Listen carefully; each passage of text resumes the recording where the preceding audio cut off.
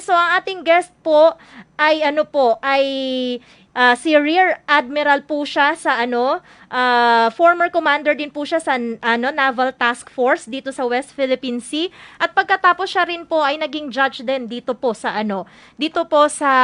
ating probinsya. At ang nasa kabilang linya po ay walang iba kung hindi si Sir Mike Rodriguez. Hello, good morning po. Hello, Sir Mike. Good morning. Good morning, Good sir. morning. Ayan. Good morning, Matt. Ngadlaw, kanindong tanan. Thank you, Wow. Naomi, for inviting me to your program. This is really a great honor for me. And I'd also like to greet akang mga fellow Palaweños. Arako kauli, lockdown pa. Okay, let's begin. Aho, ayan. So, sir, magtatanong lang po kami kasi alam nyo po, meron kaming nakita at meron kaming nabasa doon sa Batang Puerto Princesa, at ito po ay kwento po patungkol po kay Lieutenant Jose P. Rodriguez po, at kaya nga nagkaroon kami ng mukhang magandang mukhang magandang i-feature itong istorya niya. So, baka po pwede nyo pong ikuwento, sino po ba ito, si Lieutenant Jose P. Rodriguez? Thank you very much, Naomi. Si Jose P. Rodriguez, akong tatay, ay ingagagmama ni Ustudan. We loved him very much and he became a role model for all of us to follow. Before that, I'd also like to thank si Captain Vicente Harry Rodriguez, si Boying, who actually posted that sa Batang Palawan, Batang Princesa. Opo. He is also in active service. He followed the footsteps of his grandfather. And anang grandfather nga dya, mamahin ko kun nga si Jose Protasio Rodriguez. Sino ba dya si Jose Protasio Rodriguez? Ang mga tao nga bubuitan na pa, they call him si Judge. Because he was the executive judge of Palawan at the time. He was the only executive judge and also a judge of the Court of First Instance, Branch 52. If you ask me kung sino dya, si Tatay, si Judge Rodriguez, was a typical Palawenyo. Just like ang mga Socrates, ang mga Rodriguez, dya kita akaramalay sa tuba, sa kuyo. And so, yung linya mo at saka yung linya namin, they were neighbors a long time ago. Wow. And just like all typical Cuyunons and typical Palaweños are extraordinary Filipinos. Why do I say that? Imuro kitang mga albol sa Palawan, we were raised with the proper values like love of country, love of God, humility, and also the pursuit of what we would call equality, fairness, and justice. Tanan maski kita arakalin sa Palawan that's how we are. We were raised with that, di ba? Yes. And then atatandaan ko akong tatay dan hindi kakapakitaw iyang among balon kung pagkakuyunon ang among pakitaw kanana. Oh. At that time, alam mo yung baon namin, 25 centimos. So, sa'yo ba, magkano na yung baon ninyo ngayon? Ako piso. 20 yata ako, 10 piso. Parang ganun po, hindi ko na matandaan. Pag-abutan ko yung piso. Pero yung 25 na yon hindi mo makuha kung bukan ko yun nun ang imong pakitaw kanana. So, that's how I remember. I remember my father. Alright. Okay po. So, doon po sa Suba, doon po siya lumaki. Tama po ba ako? Okay, that's a good question. He was born in Cuyo, of Cuyuno parents. Anang tatay, si Vicente Rodriguez was an educator, a classroom teacher. Anang nanay, si Lola Josefa Fernandez Rey. Dan si Vicente Ponce de Leon anang nanay. So, we come from the family of the Rey, the Fernandezes, and the Ponce de Leons. Trubol nga pamilya dan sa Palawan. When they were small, si tatay na, si Lolo Vicente, imuro ang una, ang mga Cuyunon, agapakon sa mainland, agud magtanam. Magpantag, magpanggas, magtanim ng palay doon, and then they go back to Cuyo to study, do their course, pagkatapos babalik ng mainland Palawan para mag-ani. And then, yung si Lolo Vicente said, why don't we just migrate to mainland Palawan? And then they ended up in Dumaran at the early 1900s. And after that, si Lolo Vicente founded the municipality of what is now known to be Araceli. So, diya si Papa, agkulay sa Kuyo, agkulay da sa Araceli, pati agbalik sa Kuyo Sanang High School. Wow, grabe. Palang nag-founder pala siya ng Araceli. Amazing. Oo, amazing po. So, ano po ba yung mga ano po ba yung masasabi nating mga major na mga accomplishments po ni Judge Rodriguez na kung saan talagang masasabi natin naging significant po siya dito sa Palawan or sa Puerto Princesa? Okay. Alam mo, I would just like to mention a few. And the first and foremost ka naman is he was a very loving father. That eclipses all his other major accomplishments. He raised us well. Marami kami. And we are happy that he gave us the, parang ang pagmamahal sa pamilya was the number one legacy that he has left us. But on the professional note, actually, he graduated from law in UP 1939. Yan, may classmate siyang paborito niya, si Ferdinand Marcos. So, classmate yan sila. And then, after that, later on, si Papa became a director of the government service insurance system when his classmate became the president of the Philippines. And then, one time, pakimananta na kung ano ang pwestong alyagan, makunta na, I would like to go back home to Palawan. There's nothing else that I would like. And so he was appointed as the judge of the Court of First Instance, Branch 52. Hindi ka pa siguro pinapanganak doon. 1967. Wala pa po. Opo. Harapa, ano? Harapa. Opo. Hindi pa rin So, po yun. nakikita ang aking mga magulang niyan. Panahon yan ni tatay mo. So, yan. And konting-konti lang tao sa Palawan o sa Puerto, brownout pa. Alam mo yung brownout ngayon, wala yan. Noong unang panahon, gabi-gabi pinapatay talaga yan. Naka-Petromax kami. It was a way of life. But it was so simple. We loved it so much. Ito po, sir, kasi ito nakaka-curious po dahil ito yung nakita ko po at nabasa ko po dun sa Batang Puerto Princesa. Ano naman po ba yung story niya tungkol or during yung World War II? Alam mo, nung World War II, ang mga Palaweños, they did their best to defend our country. Matamang mga sundalo natin na diyan sa Palawan nagstay, pero meron din sa Maynila. When war struck in December 8, 1941, yan yung binomba yung Janhe, December 7, yung Pearl Harbor. Pero actually, isang araw lang yun kasi nauna ng isang araw tayo. And so, ang nangyari noon, they were caught in Manila. At karamihan yan, yung, alam mo yung connection natin, yung Bureau of Prisons, yung mga misa. There's a rich history of Palawan. There yung mga umuwi ang mga estudyante, sumasakay sa Bupre. Yung Bupre, yung lancha yun ng Bureau of Prisons sa Old Bilibid at saka yung Iwahig. Pero nag-volunteer si Papa, imbes na umuwi ng Palawan, to join the USAFE. And so he was inducted into the Philippine Army and the United States Armed Forces in the Far East. So magkasama yan sila nila General Vicente Lim. Si Papa entered as a third lieutenant. He was the operations and intelligence officer of the 43rd Infantry Regiment. Tapos, doon sa Battle of Bataan, kasi alam mo, pagdating pa lang, walang time makareact. December 1941, gera na. January, February, March, nandiyan na yung mga Hapon. So, nilulusob na yung Bataan. 3 buwan pa lang yun. Ngayon, yung 43rd Infantry ni Papa, they held the line, yung Abukay line. So, na-delay yung timetable ng mga Hapon. But unfortunately, nag-surrender si General Wainwright. So, lahat sila, all 60,000 of them were in the death march.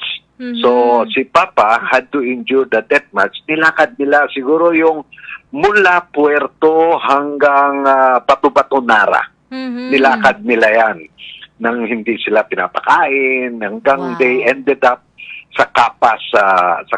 Ito na yung kwento, yung concentration camp. Mhm. Napagkamalan siyang patay kasi meron siyang dysentery eh. Mhm. So nilibing siya ng mga Hapon. Mhm. Mabuti na lang, nilibing siya in a mass grave. Mahigit sila mga parang 50 yata na tinapon lang sa isang hukay.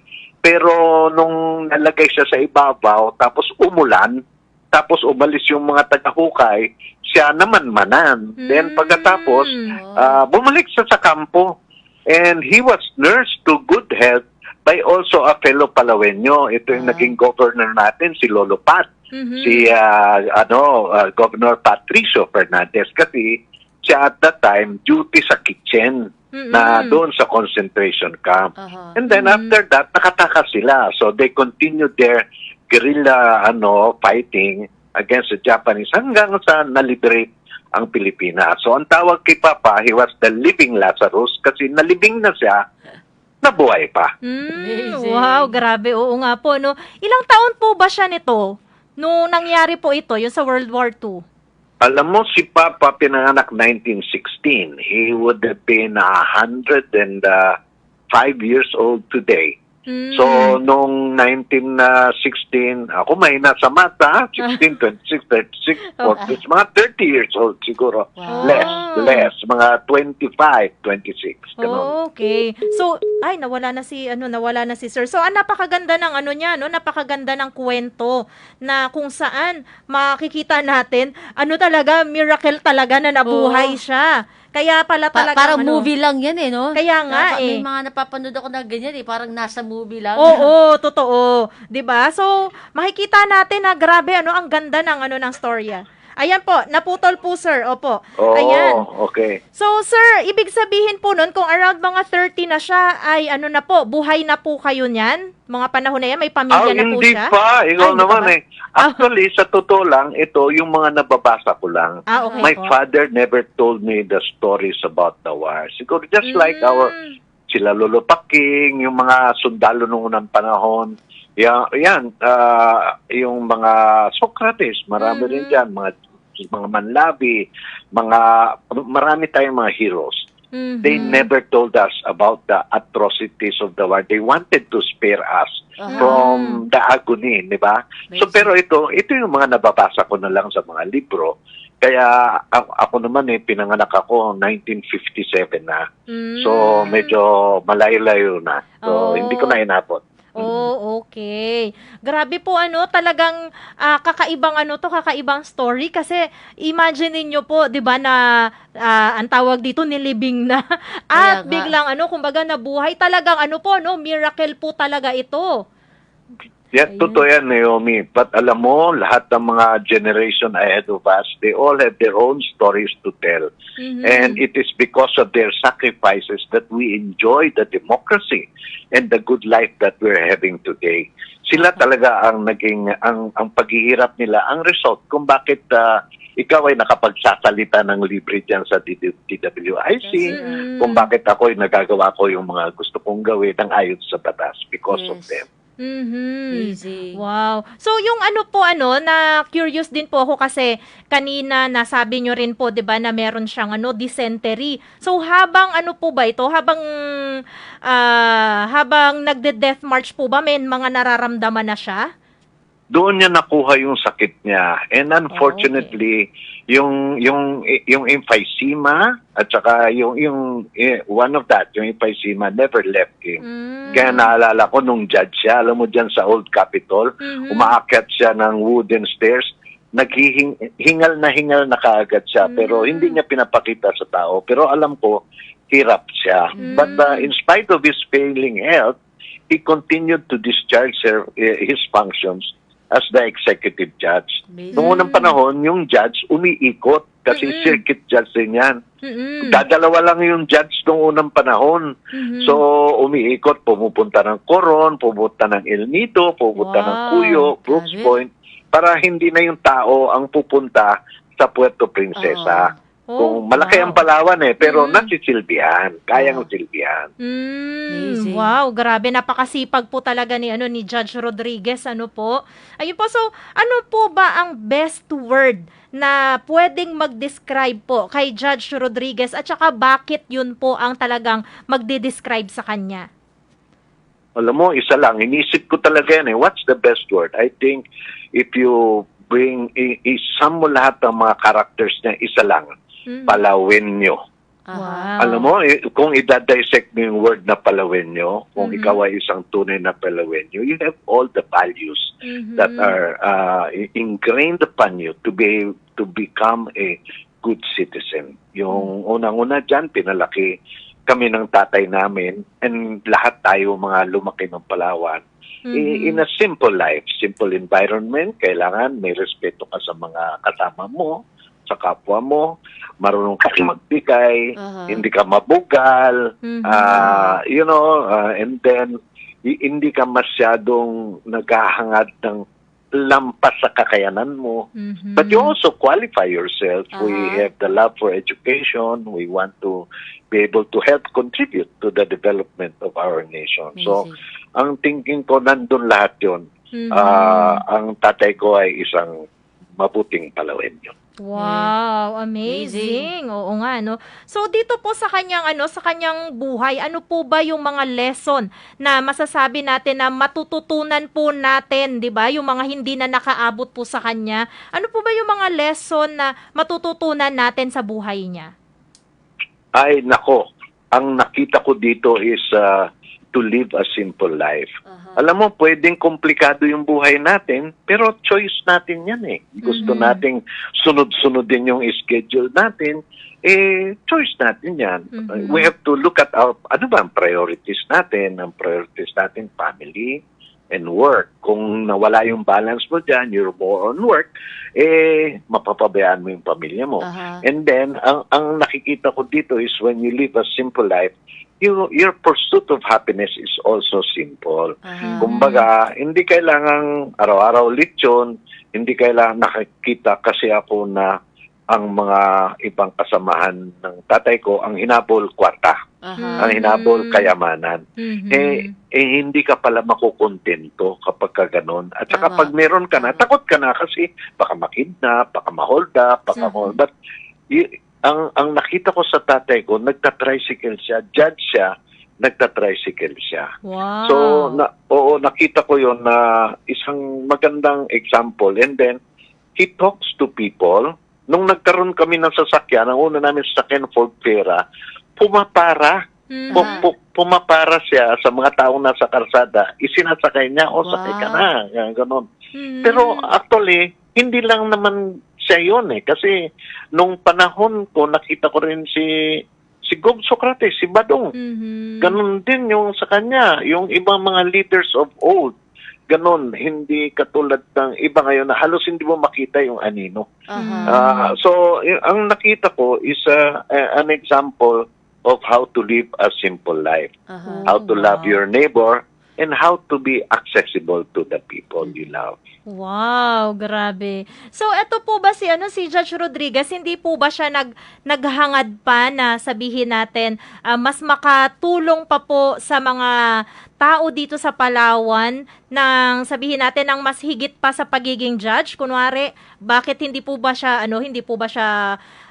umupo sa sa office ng gobyerno, tumakbo bilang mayor, bilang gobernador? Nagkaroon po ba siya ng desire na ganito? Alam mo, ang tatay ko was a very nice man. Tumutulong siya sa sa bahay namin. Maaga pa yung nanay ko, palaging maraming kanin na sinasaing. Yung uling, ako pa yung taga-ihip. Kasi hindi namin alam kung sino yung taong magkagaling ng Araceli o magkagaling ng Kuyo na pupunta at makikikain kasi ganun ang buhay natin noon. And then because of that, other people thought that my father was a politician. Actually, that was just his nature. And ang kaya nga nung meron siyang chance, tinanong kasi classmate niya yung presidente ng Pilipinas Tinanong siya, ano ba ang gusto mo? di ba? Ang daming posisyon na pwede. Pero Mhm. sinabi niya, gusto kong umuwi ng Palawan. Grabe. Gusto kong Mhm. maging judge doon. Amazing. So that was Wow. the only position that he ever wanted. Wow. And then when he retired, I think he made a good mark. Maraming mga abogado ngayon na katulad nila Attorney Timbangkaya, si Auntie Vicky, sila Uncle Dave, Attorney Dave Ponce de Leon, sila lahat, pati isa sa pinakabata, si Judge Rohima. I am thankful for them because they only have kind words from my father. Whenever I meet them, they always regale me with ano ba talaga ang tatay ko, and I'm happy for that. Wow, Amazing. grabe. Salamat po. Ang dami nating mga natutunan, Kaya ano. nga, So na- maraming salamat po Sir Mike talaga sa mga sa mga kwento ninyo tungkol po sa buhay po ng inyong ama na si Judge Rodriguez po. Baka po meron pa po kayong mensahe sa ating mga nakikinig ngayon. Alam mo, unang-una ang mensahe ko sa inyo, Naomi, na Mhm. sana this is something that a good start. You Mhm. can call other people, talk about sino ba yung mga nabubuhay nung unang panahon Aha. na wala na ngayon, who has given a good legacy. Yes. Mhm. Marami yan, hindi lang yung tatay ko. And it Mhm. was something that we can learn from. Ano ba ang Palawan nung unang panahon? Napakaganda. Mhm. Tututunan natin ito sa Batang Puerto Princesa, sa Old Palawan, sa lahat ng mga ano. Pero mas maganda yung may nai-interview ka, nakakausap mo. And sa mga Palawenyo naman ngayon, it's always nice to look back at our history. We have a very, very colorful history.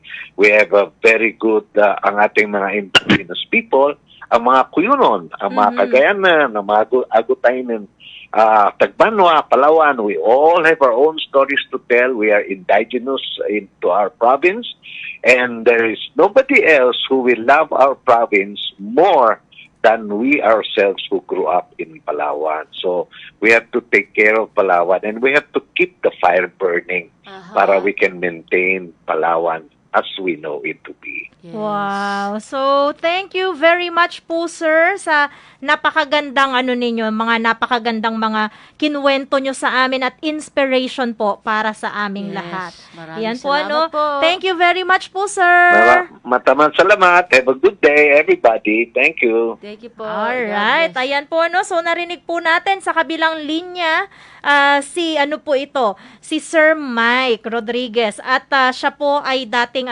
nasa Navy, okay, at saka ganun rin siya ay naging judge din. Wow. Oo. So, sinundan Oo. yung yapak Rear, na kanyang Rear ama. Admiral ang niya, ang kumbaga parang naging niya doon, Rear Admiral, at saka also the former commander ng Naval Task Group ng West Amazing. Philippine Sea.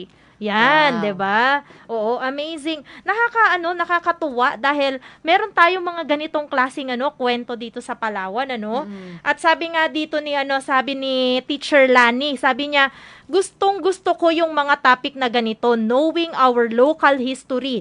Yan ang isa sa mga inaabangan kong topic sa Share Mo Now. Nagkakaroon tayo ng idea about Palawan's history in which hindi na alam ng mga kabataan Aha, ngayon. aha. Totoo yan. Ayan, so Yung mga tao, nandyan lang pala sa tabi-tabi natin yung mga kamag-anak, yung mga Oo, kamag-anak tapos ang ganda mga ng kwento. heroes natin dito sa Palawan. Oo, tapos ang gaganda Diba? pala ng mga kwento, 'di ba? Ayan. At saka eto naman si Miss Gloria Rodriguez, sabi niya, good morning. Gloria Rodriguez po, isa ra sa mga apo ni Judge Rodriguez, apamatidigi sa Naval. We love Lolo Jose. So, mayad nga timprano po doon sa mga sa mga Rodriguez, especially doon sa mga taga-Naval. Crazy. Yan, oo. Nanoosebleed ako sa kuyunin ni Sir Mike Ah. kanina. Ayan, pero naman, ang tawag dito, meron yung iba, grabe, ang bibilis talaga Kaya nga magkuyunon kapag magsalita. Kinabahan ako. Sa kanya naman, dahan-dahan naman. Kaya. Oh, ayan, si Tinoy. Hello sa'yo, Tinoy. Sabi niya, hello po. Siya dito. Nag-message siya. So, from saan na nga ba sila Tinoy nakatira?